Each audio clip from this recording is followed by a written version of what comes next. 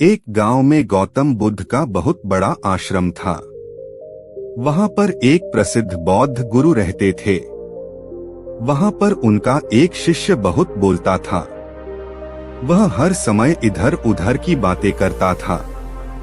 जब वह दान लेने के लिए जाता तो हर घर से एक नई कहानी लेकर आता है और आश्रम के दूसरे शिष्यों को सुनाता था। एक शिष्य की दूसरे से बुराई करता, चुगली करता और दूसरों के सामने अच्छा बनने का प्रयास करता, खुद के मुंह से ही खुद की तारीफ करता रहता और हमेशा ही खुद को गुरु के सामने सबसे बुद्धिमान और उत्तम साबित करने का प्रयास करता है। वह खुद को सभी शिष्यों से अलग और श्रेष्ठ मानता था। उसका कहना था कि मैं एक अमीर घर का बालक अगर मैं चाहता तो एक आरामदायक और सुविधाओं से भरा जीवन जी सकता था, लेकिन मैं वह सब छोड़कर यहाँ आ गया क्योंकि मुझे सत्य की खोज करनी है। खुद को जानना है, जीवन को जानना है, इसीलिए मेरा त्याग तुम सबसे बड़ा है। एक दिन गुरु ने आश्रम के सभी शिष्यों को बुलाकर कहा, आप सभी को अगले 1 महीने के लिए कोई न कोई संकल्प लेना है। इससे आपकी संकल्प शक्ति मजबूत होगी और आप में आत्म शक्ति का संचार होगा। आप सभी अपने सामर्थ्य के अनुसार कोई भी संकल्प ले सकते हैं और यदि 1 महीने से पूर्व आप में से जिसका भी संकल्प टूट जाएगा तो वह अपनी पुरानी दिनचर्या में वापस आ जाएंगे। सभी शिष्यों ने अपनी शक्ति के अनुसार छोटे बड़े संकल्प लिए और गुरु को अपने अपने संकल्प के बारे में बताकर वहां से चले गए। लेकिन वह शिष्य जो खुद को सबसे अलग और बड़ा दिखाना चाहता था, वह सीधे गुरु की कुटिया में पहुंच गया और बोला, मैं कोई छोटा मोटा संकल्प नहीं लेना चाहता। उनकी खुद की ही जैसे एक बड़ा और महान संकल्प लेना चाहता हूँ। कृपया आप ही बताएं क्या संकल्प लेना चाहिए। उसकी यह बात सुनकर गुरु मुस्कुराए और बोले, क्या तुम मेरे द्वारा दिए गए संकल्प को पूरा कर पाओगे? क्या तुम्हारे लिए उसे पूरा करना संभव होगा? शायद नहीं, वह तुम्हारे लिए संभव नहीं है। तुम उसे पूरा नहीं कर पाओगे, इसीलिए तुम खुद ही कोई संकल्प ढूंढो। शिष्य ने कहा, नहीं गुरुदेव, आप जो भी संकल्प मुझे देंगे मैं जरूर उसे पूरा करूंगा। गुरु ने कहा, ठीक है, तो तुम अगले 1 महीने तक चुप रहो, मुंह से एक शब्द भी नहीं निकालोगे, यही तुम्हारा संकल्प। शिष्य ने कहा, गुरुदेव, यह भी कोई संकल्प? यह तो बहुत ही आसान है, 1 महीने तक चुप ही रहना है। आप कोई बड़ा संकल्प दीजिए जो मेरी योग्यता के लायक हो, जिसे पूरा करने में मुझे समस्या हो। पहले तुम इस संकल्प को तो पूरा करके दिखाओ। शिष्य ने गुरु की बात मान ली और वह उसी समय चुप हो गया और पलटकर कुटिया से बाहर चला गया। उसे चुप रहना बहुत आसान लग रहा था। उसने एक दिन तो जैसे तैसे चुप रहकर काट लिया, लेकिन दूसरे दिन से उसके मन में ना बोलने का बोझ पड़ने लगा। तीसरे दिन उसे भारीपन महसूस होने लगा और चौथे दिन उसके अंदर एक अजीब सी बेचैनी होने लगी, क्योंकि आसपास आश्रम के सभी शिष्य एक दूसरे से बातें कर रहे थे। वह भी अपना पक्ष उनके सामने रखना चाहता था, उनकी बोलती बंद कर देना चाहता था, लेकिन उसका संकल्प उसके आड़े आ रहा था। इसीलिए वह पूरे दिन सिर्फ मुंह और आंखें बनाता रहता। इसी तरीके से कुछ दिन और बीते और वह शिष्य बीमार पड़ गया। उसका सिर फटा जा रहा था। उसका खाने पीने तक का मन नहीं कर रहा था। वह सिर्फ बोलना चाहता था। वह गुरु के पास गया और उनके सामने बैठकर लिखकर उन्हें बताया, गुरुदेव, मैं बोलना चाहता हूँ, बिना बोले मुझे सांस नहीं आ रही, मेरा दम घुटता जा रहा है, मैं अंदर ही अंदर पागल हुआ जा रहा हूँ, मैं क्या करूँ? संकल्प तोड़ दूं क्या? यह सुनकर गुरु मुस्कुराए और बोले, संकल्प तो तोड़ने के लिए ही होते हैं, लेकिन जो अपने संकल्प को पूरा कर लेता है वही अपनी आंतरिक शक्ति को बढ़ाता है, और जो अपनी आंतरिक शक्ति को बढ़ा लेता है वह समाज और जागृति की राह पर आगे बढ़ जाता है। संकल्प का लेना भी तुम्हारे हाथ में था और इसे तोड़ना भी तुम्हारे ही हाथ में है। तुम्हारे बहुत से भाई अपने संकल्प को तोड़कर अपनी पुरानी दिनचर्या पर वापस आ चुके हैं। अगर तुमसे नहीं हो पा रहा तो तुम भी संकल्प तोड़कर अपनी पुरानी दिनचर्या पर वापस जा सकते हो, लेकिन याद रहे, अगर आज तुम इस छोटे से संकल्प को नहीं संभाल पा रहे तो तुम अपनी बाकी की पूरी जिंदगी को कैसे संभाल सकोगे। बाकी फैसला पूरी तरह से तुम्हारे हाथों में है। गुरु की यह बात उस शिष्य के दिल में चोट कर गई है। वह बिना कुछ बोले वहां से वापस चला गया और खुद को अपनी कुटिया में बंद कर लिया। वह केवल अपने जरूरी कामों के लिए ही कुटिया से बाहर निकलता, बाकी सारे समय कुटिया के अंदर ही बैठा रहता। 15 दिन बीत चुके थे और आश्रम के लगभग सभी शिष्यों का संकल्प अब तक टूट चुका था, लेकिन उसका संकल्प अभी भी जारी था। संकल्प लेने के बाद से अब तक उसने एक शब्द भी नहीं बोला था। सारा आश्रम हैरान था कि इतना बोलने वाला इंसान चुप कैसे हो गया। 15 दिन बीतने के बाद वह दोबारा अपने गुरु के पास गया और लिखकर बताया है, गुरुदेव, मैं बाहर से तो चुप हूँ, लेकिन मेरे भीतर बहुत सी आवाजें हैं, बहुत से चीख पुकार और शिकायतें हैं। मैं अंदर ही अंदर बात करता रहता हूँ। मेरा मन तरह तरह के प्रश्न पूछता रहता है। मैं बाहर से जितना मौन हूँ, भीतर से उतने ही शोर शराबे से भरा हुआ हूँ। क्या इस तरह से मेरा संकल्प अभी भी जारी है? गुरु ने कहा, हाँ, तुम्हारा संकल्प अभी भी जारी है, लेकिन जब तक लोगों की ये आवाजें तुम्हारे कानों में पड़ती रहेंगे, तुम्हारा मन बोलता रहेगा, क्योंकि इसे तो आदत है बोलने की। तुम भले ही बाहर से चुप रहो, लेकिन तुम अंदर ही अंदर बोलते रहोगे। तुम्हें इन बातों से, इन आवाजों से दूर जाना पड़ेगा। शिष्य गुरु को प्रणाम कर वहां से चला जाता है और सुबह होते ही अपनी कुटिया छोड़कर जंगल की तरफ चला जाता है। कई दिन बीत जाते हैं, संकल्प का समय भी पूरा हो जाता है, लेकिन शिष्य लौटकर नहीं आया। आश्रम में सभी को डर था कि कहीं जंगली जानवर ने उसे खाना लिया हो। इस बीच उसे ढूंढने की बहुत कोशिश की गई, लेकिन वह कहीं नहीं मिला। सभी गुरु भाइयों ने मान लिया था कि जंगली जानवरों ने उसे अपना शिकार बना लिया है, लेकिन गुरु को ऐसा नहीं लगता था। एक दिन आश्रम का एक अन्य शिष्य गुरु के पास आया और बोला, गुरुदेव, हमारे उस अधिक बोलने वाले भाई के साथ क्या हुआ होगा? क्या जानवर ने उसे मार दिया होगा? गुरु ने कहा, हो सकता है कि जानवरों ने उसे अपना शिकार बना लिया हो, लेकिन उसके न लौटने की एक दूसरी वजह भी हो सकती है। शायद उसे वह मिल गया है जिसके लिए वह गया था। फिर शिष्य ने पूछा, गुरुदेव, क्या ज्यादा बोलना इतना हानिकारक होता है? गुरु ने कहा, इंसान के जीवन के बहुत सारे दुखों में से एक दुख यह भी है कि वह कभी चुप नहीं रह सकता, हमेशा कुछ ना कुछ बोलता ही रहता है। सिर्फ हमारे बोलने के कारण हमारे आधे से ज्यादा दुख पैदा होते हैं। परिवार के अधिकतर झगड़ों की वजह हमारा बिनतलब बोलना ही होता है। हम में से कोई भी चुप नहीं रहना चाहता, हम बस सामने वाले को सुना देना चाहते हैं। जो भी हमारे मन में है सब निकालकर उसके मन में बैठा देना चाहते हैं।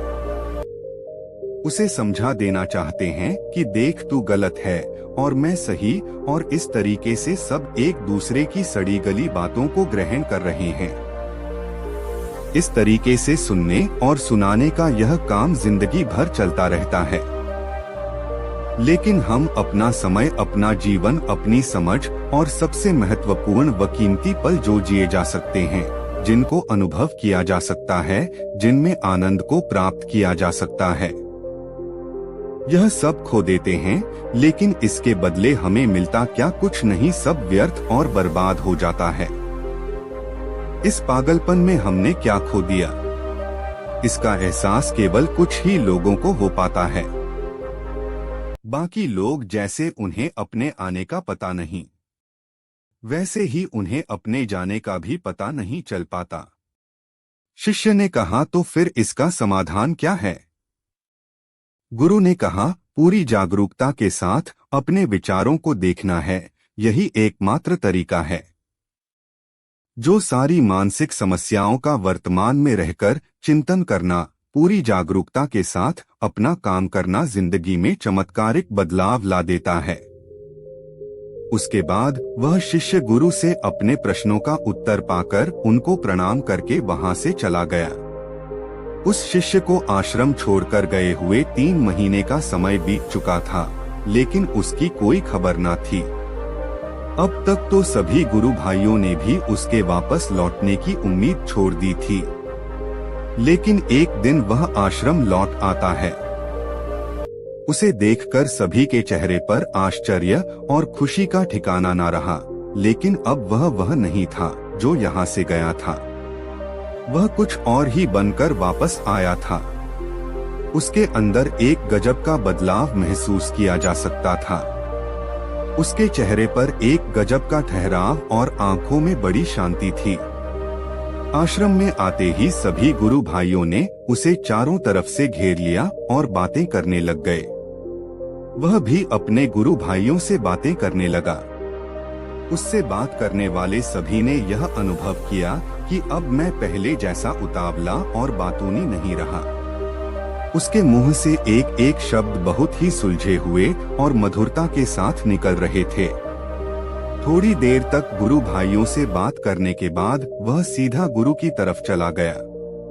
उसने गुरु के चरण छुए और कहा, गुरुदेव, क्या मैं अभी मौन हूँ? क्या अभी मेरा संकल्प जारी है? गुरु ने कुछ देर तक शिष्य की आंखों में बड़े ध्यान से देखा और कहा, हाँ, तुम अभी मौन हो। तुम्हारे मुंह से एक भी शब्द निकल नहीं रहा और तुम्हारा संकल्प अभी भी जारी है।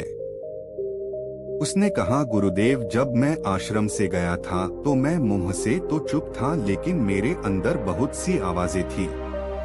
मन में बहुत से प्रश्न थे और वह बंद नहीं हो रहे थे, तो मैं जंगल में चला गया, इस उम्मीद से कि मुझे शांति मिलेगी और मेरे मन की बकबक कम हो जाएगी। लेकिन मैं जितना एकांत में जाता गया, मेरे अंदर की आवाज उतनी ही तेज होती गई। मेरे भीतर की पुरानी से पुरानी आवाज मुझे सुनाई देने लगी। तब जाकर मैंने महसूस किया कि मैं कितना गलत कर रहा था। जब मैं अपने परिवार वालों, दोस्तों को और गुरु भाइयों को बुरा भला कहता था तो उस समय मुझे लगता था कि मैं सही कह रहा हूँ। जब मैं गुरु भाइयों की एक दूसरे से चुगली करता था और उनका मजाक बना था, तब भी मुझे यही लगता था कि मैं उनसे बेहतर हूँ और मैं सही कर रहा हूँ। लेकिन उस दिन मैंने पहली बार महसूस किया कि मैं कितना गलत बोलता हूँ। काफी दिनों तक यह शिकायतें मेरे अंदर चलती रही, लेकिन धीरे धीरे करके एक दिन यह सारी आवाज मेरे अंदर से समाप्त हो गई। अब मैं भीतर से भी मौन हो गया। उस घने जंगल में बाहर से कोई बोलने वाला था नहीं और भीतर कोई आवाज नहीं बची थी, और मैं उस दिन पहली बार मौन का सही अर्थ समझा। मेरे चारों तरफ बहुत शांति थी। हालांकि अभी भी कुछ आवाज आ रही थी जो पहले भी आती थी, लेकिन मैं उन्हें सुन नहीं पाता था। पर अब आवाज मुझे स्पष्ट रूप से सुनाई दे रही है। हवा के चलने की आवाज, चिड़ियों के चहकने की आवाज और पानी के बहने की आवाज, यह सभी आवाज है। मैंने पहली बार सुना और पूरे होश पूर्वक सुने। अपने चारों तरफ कितनी शांति है, मैंने पहले कभी महसूस नहीं की थी। तो इस शांति को भंग करने के लिए मैंने पहली बार अपने मुंह से कोई शब्द निकाला। मैं चिल्लाया, ईश्वर, यह कैसी शांति है? सब कुछ इतना शांत क्यों है? ऐसा क्या हो गया? लेकिन मेरे चिल्लाने के बाद भी वह शांति भंग नहीं हुई। सब कुछ पहले के जितना ही शांत था, बाहर से और भीतर से भी। गुरुदेव, मैंने अपने गुरु भाइयों से बात की। मैंने आपसे बात की, मैं बोल रहा हूँ, मैं चल रहा हूँ, मैं सब कुछ देख रहा हूँ, लेकिन मैं भीतर एकदम एकांत में, मौन में, भीड़ में होता हूँ, तब भी भीतर से अकेला और एकांत में होता हूँ। जब मैं खुद में भी शोर करना चाहता हूँ, तब भी एकांत में ही होता हूँ। अब सब दिखाई पड़ने लगा है, सब सुनाई पड़ने लगा है। गुरु ने कहा, जब तक हम बाहर की तरफ बोलते रहेंगे, भीतर अशांति ही रहेगी। लेकिन जिस दिन हम भीतर की तरफ मोड़ जाएंगे, तब हमारे मुंह से कुछ भी निकलेगा। हम शांत ही रहेंगे। दुनिया में जितनी भी बुराइयां हैं, ज्यादातर हमारे बोलने से ही उत्पन्न होती है, क्योंकि हम चुप रहना नहीं चाहते। हम जितनी जरूरत है उससे कहीं ज्यादा बोलते हैं। हम सामने वाले को सुनना नहीं चाहते, बल्कि उसकी बोलती बंद कर देना चाहते हैं। उसे समझा देना चाहते हैं कि मैं कौन हूँ, मैं क्या कर सकता हूँ, और यही हमारी जिंदगी का मकसद बनकर रह जाता है। हमारी सारी ऊर्जा इस व्यर्थ के बोलने में बर्बाद होती रहती है। ऐसे ही समाज में लोगों का जीवन दुखों से भर जाता है, जो हमेशा एक दूसरे को सुनाने में लगे रहते हैं। कभी एक दूसरे को सुनना नहीं चाहते, समझना नहीं चाहते। और चुप रहना तो उन्होंने कभी सीखा ही नहीं, क्योंकि चुप रहना उन्हें छोटा महसूस करवाता है। दुनिया की सभी लड़ाइयों का कारण हमारा बोलना ही है। इसलिए हमें सिर्फ उतना ही बोलना चाहिए जितना जरूरी हो, क्योंकि व्यर्थ का बोलना ऊर्जा को नष्ट करता है, और यह बोलना ही हमें कभी अपने भीतर की ओर लौटने ही नहीं देता, क्योंकि यह हमें बाहर की ओर खींच कर रखता है। और बाहर है ही क्या, इस संसार के अलावा। लेकिन अगर अपने भीतर के संसार की ओर मुड़ना है, तो इस मौन को रखना जरूरी है। इसीलिए जितने भी बुद्ध हुए, आत्मज्ञानी हुए, वह सभी एकांत की ओर भागते हैं, ताकि उन्हें ज्यादा ना बोलना पड़े, ज्यादा सुनना ना पड़े। वह एकांत में रहे और शांत रहे, इसीलिए आसानी से भीतर की यात्रा कर पाए। लेकिन अगर कोई चाहे तो इस संसार में रहकर भी एकांत में रह सकता है, शांत रह सकता है, लेकिन इसके लिए उन्हें अपनी ऊर्जा बचाने, जिसे वह अब तक अपने व्यर्थ के शब्दों में बर्बाद कर रहे थे। दोस्तों, इस कहानी का तात्पर्य यही है कि व्यर्थ का बोलना ऊर्जा को नष्ट करना है।